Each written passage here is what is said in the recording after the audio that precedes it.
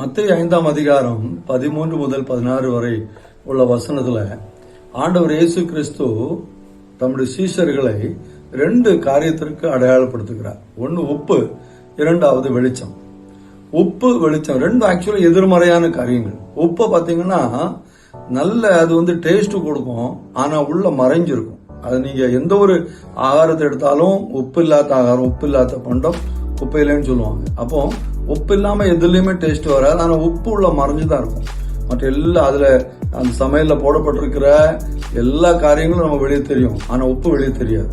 வெளியே தெரியாமலேயே மறைந்திருந்து அது டேஸ்ட் கொடுக்கிற ஒரு காரியம் தான் உப்பு.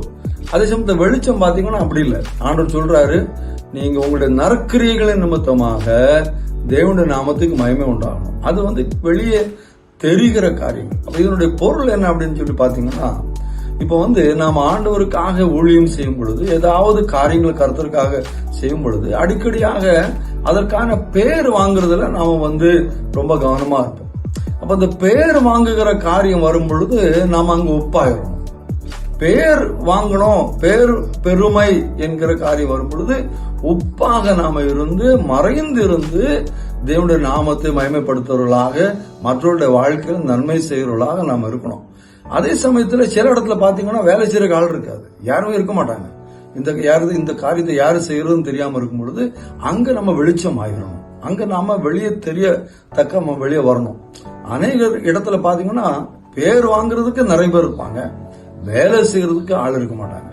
அப்ப வேலை செய்ய வேண்டிய இடத்துல யாரும் இல்லாத ஒரு சூழ்நிலையில தேவனுடைய நாமத்துல நன்மை உண்டாகும்படிக்காக கிரியை செய்கிறவர்களாக நாம காணப்படணும். அந்த இடத்துல நாம வெளிச்சமாயிரணும். ஆனால் நாம எங்க பேர் பெருமைக்கான காரியம் வருதோ அங்க உப்பாக நாம மறைந்திருந்து தேவ நாமத்தை மகிமைப்படுத்தணும். யோவான் ஸ்நாபன் சொன்ன போல, நான் சிறுகவும் அவர் பெருகவும் வேணும்.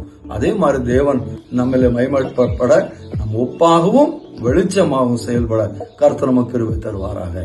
ஆமென்.